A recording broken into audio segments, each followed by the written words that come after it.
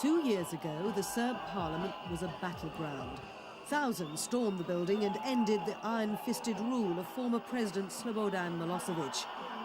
Hundreds of thousands have now returned, not for a revolt, but for a celebration. Yugoslavia's national basketball team recently won the World Championships. 2 years ago, the police were a feared totalitarian force. They protected the Milosevic regime. Today, they're considered friends. This victory was a much-needed boost for the Serbs after years of war and continuing economic misery. Vlade Divac is a world-class player who's also an American star, playing in the NBA for the Sacramento Kings. Divac says the victory has given the Serbian people confidence after years of war and repression. They want to, I guess, show the world that, we do a lot of good things, and they are, in the last 10 years been blamed for everything. So I guess they want to show the people of the world that they're different. They're not just like media in the world show them. One reason the basketball players are so popular is that people need an escape. The economy is in ruins. Unemployment is at 50%. Yugoslav President Vojislav Kostunica is campaigning for the Serb presidency. He's considered the favourite to win, although the elections are likely to require a runoff in mid-October. Kostunica is considered a Serb nationalist. He opposed the extradition of former President Milosevic to the Hague War Crimes Court. Kostunica believes in a go-slow approach. He opposes a quick sell-off of dinosaur state companies and plunging too quickly into full-blown capitalism. The strongest challenger is Miroljub Labus. He's backed by a coalition of forces demanding far quicker privatisation and integration into the rest of Europe. Labus, an economics professor, would like to see Serbia join the European Union by 2010.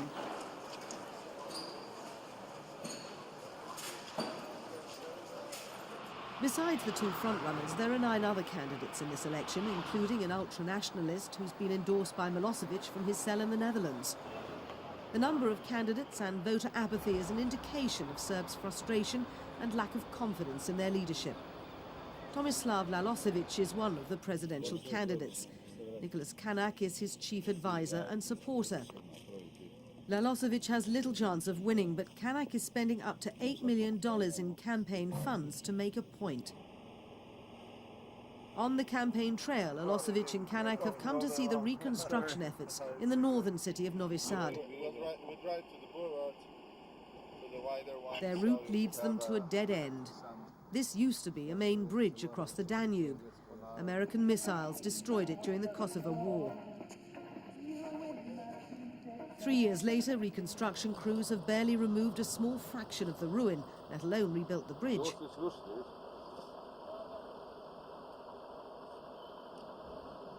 The wreckage has become a favourite place for fishing and sunbathing. Serbs have little faith in their leadership's ability to rebuild the bridges or the shattered economy. In the 2 years that Kostunica has been in power, hundreds of thousands have lost jobs. The country's strapped for cash with $10 billion in foreign debt. A power struggle between the president and prime minister, once allied against Milosevic, has paralysed the government. We must find competent people to start from the beginning and establish understanding among us and stop internal bickering within Serbia. We must start with a reformed economy where party interests are not paramount, but rather the interest of the entire country. Narrow party interests within Serbia sparked the Lalosevic campaign. Lalosevic is an experienced and successful businessman with assets in Russia, Cyprus and Southern Asia. In Serbia, he's found it almost impossible to do business. His partner, Nicholas Canak, believes the only way to prosper in Serbia is to get political leverage. Like many other entrepreneurs, he claims if you're not close to those in government, you cannot be successful. While some can invest millions of dollars to generate political influence, the average Serb citizen barely earns enough to feed their family, let alone marshal resources to exert political leverage. Overlooking a busy Belgrade street is Aleksandar Milatinovic. He was a senior-level manager until 2 years ago. Now he has time to sit with his son and watch the world go by.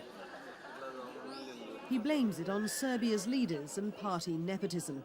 We lost the jobs because we belong to another party, not a winning team. That is what makes me feeling very, very bitterly and very, very angry. And I don't want to feel angry, because when you feel angry, you think of revenge. And we all hoped that it will stop 2 years ago. Milatinovic goes about the business of trying to eke out a living. He was a manager in a state company. His wife worked in a bank.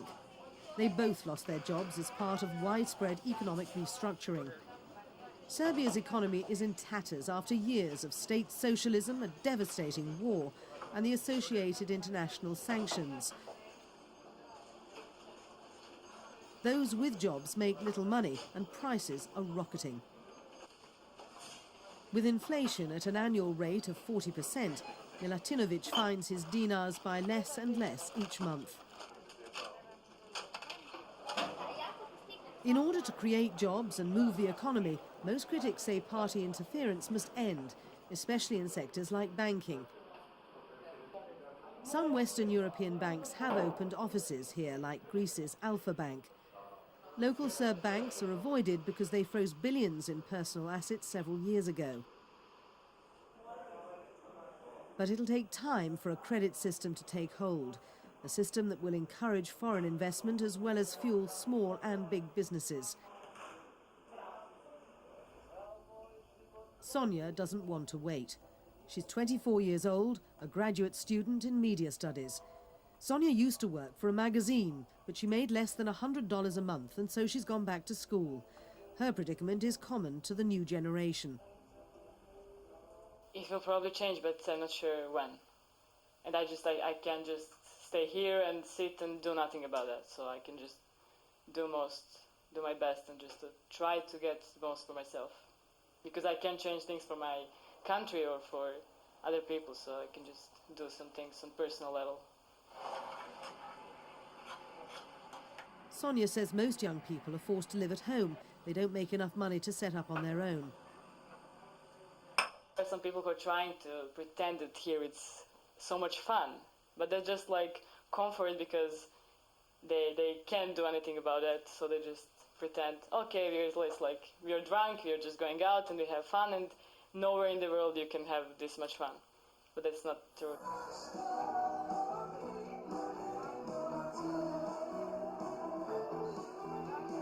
Sonya still finds comfort in the facade, going to bars and nightclubs with friends. It's a way to forget the tough Serb reality. Dancing provides a diversion for the young Serbs who have little hope that any of the 11 candidates running for president will be able to do much in a hurry to create jobs and improve their lives.